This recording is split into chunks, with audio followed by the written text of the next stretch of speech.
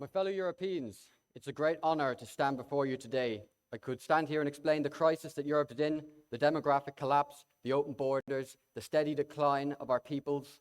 But if you're here today, I don't need to explain that to you. You already know. Instead, I want to speak to you about my nation, Ireland, a nation small in size, but facing the same ethnic replacement.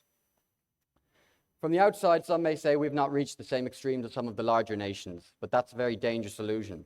With a population of only 5 million, even moderate immigration has a huge impact.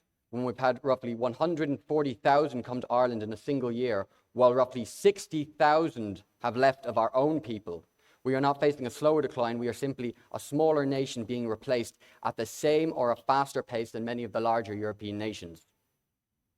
If we take 2023, we can see 79.5% of our population growth was from immigration. And if you also keep in mind that the remaining population growth was largely from births of non-Irish children, we can reach the conclusion that only between 7 to 20% of our population growth in Ireland came from ethnically Irish people in the year 2023. Such a demographic shift in a country as small as ours is not sustainable. It is transformative. If these trends continue, we are not looking at a distant possibility, but a rapidly approaching reality. The Irish people becoming a minority in their own homeland by the year 2060. Despite all this, many of the Irish people still live with their heads in the sand, thinking it won't affect their own quaint little villages. That's because for a great many years, the issue of mass immigration was for the most part, confined to the larger cities with very small impact on the smaller towns and villages until 2018, of course, when the Irish government accelerated their programme of filling up hotels and emptying buildings all over the country with asylum seekers. From the largest cities to the smallest villages, sparing absolutely nowhere to the threat of replacement, we now call these hotels Plantation Centers. We have seen situations where villages like Dundrum in Tipperary, with a population of just 165 people, have been replaced and become a minority literally overnight when a local plantation centre owner took in 280 asylum seekers in one go. Another village just like it is Lisdonvara, met a similar fate when one treacherous hotel owner, Marcus White, sold out the entire village and did the very same thing, making them a minority literally overnight. Even after agreeing to let the people vote on whether it would go ahead or not, which ended in a vote of 93% saying they were against the proposed centre, Mr. White still went ahead with this, giving credibility to the old Irish saying, if you want to hang an Irishman, you will always find another Irishman to sell you the rope. This saying comes from another time in our history when mass immigration attempted to wipe us out. In that time, we lost 6 of our counties to the northeast of Ireland to England. Just as Germany lost Frankfurt to Turkey and how France lost Paris to Algeria. But we don't look back in despair, for we know we can bounce back, for resilience is in our blood. We do have a solution. The National Party solution to this is simple. Save the nation with remigration. Recently, the National Party marched through Dublin with thousands, and as we led the chants calling for remigration and to get them out, I think I speak on behalf of many when I say we don't just mean get them out of Ireland, we want them gone from Europe.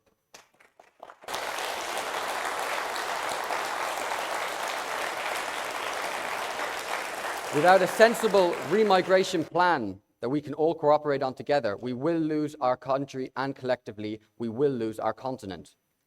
That means we need to bring a complete end to the games currently being played by those in power to, if we do deport them, we just deport them to another European nation, playing pass the parcel with our unwanted guests until eventually they outnumber us in every country, leaving children all over the place, and the nation and the continent dies out completely.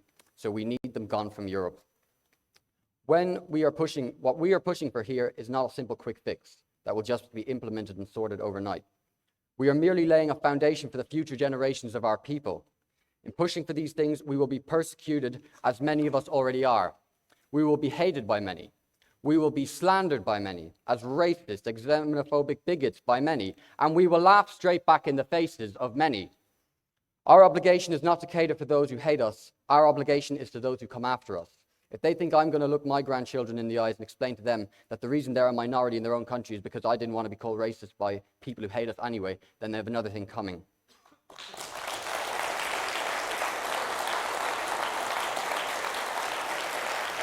If they hate us, let them hate us.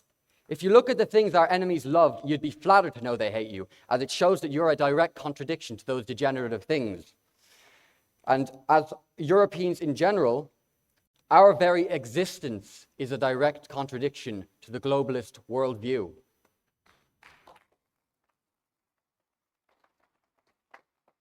Let's still make ourselves clear to them that are pushing for this, that in pushing for remigration, we do not propose violence. We not only believe a peaceful political solution still exists, we are dedicated to implementing this peaceful solution because there's a rising tide of people in Europe who simply want their home again. And they don't care what kind of solution is put in place, they just want their home back. And when those people, our people, reach breaking point, you most certainly won't be able to depend on the likes of me or any other political leaders here to hold them back. So they should think very carefully before they consider trying to hold down the policy of remigration, because it's not our last hope of saving ourselves, it's their last hope.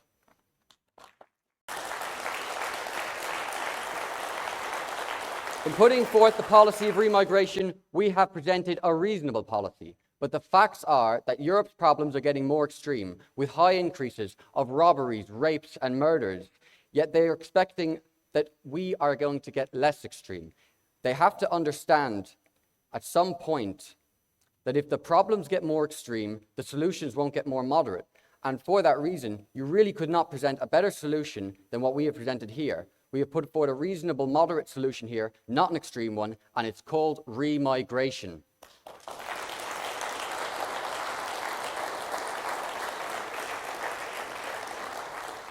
We know full well that those in power at the moment will ignore us, and that's fine. We are past demanding anything from those who would be glad to see us perish. Instead, our focus is on taking power and implementing the policies of remigration ourselves. Remigration will be implemented by a coalition of European nations working together for each other's mutual benefit. And we can see a rise in the people who will be behind that coalition here. If we look around us, it becomes clear that the youth is on our side. The faces gathered here are mostly young, which is a powerful sign that all over Europe, a wave of nationalists are rising to their prime when the best of our enemies have just passed their prime. While we have youth on our side, it's still important that we continue to build up our youth to a standard worthy of being the defenders and leaders of Europe. The National Party's youth wing, the organiser, are the vanguard of our movement, the spearhead of a cultural political revival, the torchbearers of a fading flame. Where previous generations were told to accept their decline as inevitable, our youth reject it outright. They are not waiting for a national rebirth, they are the rebirth.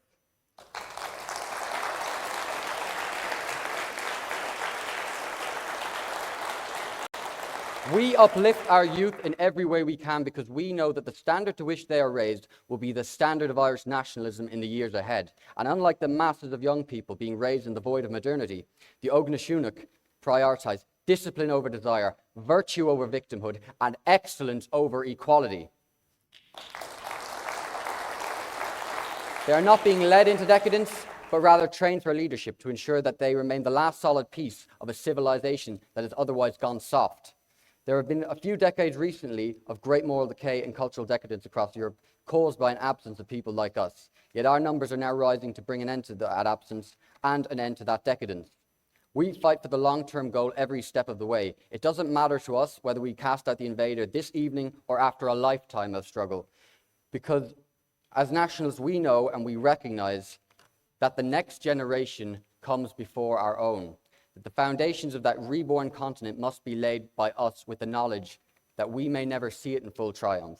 That by the time our victory is really won, a lot of us will probably be long gone.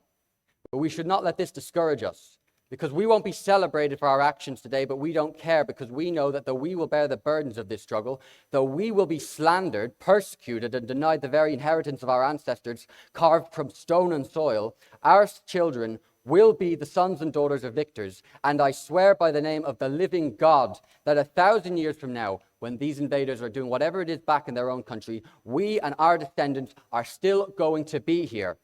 We are still going to be walking upon European soil, sheltered beneath European trees, just as we have done for thousands of years. And our triumph will not be marked by the sound of trumpets blaring at victory marches, but by the sound of our children's laughter upon this soil when we are buried beneath it.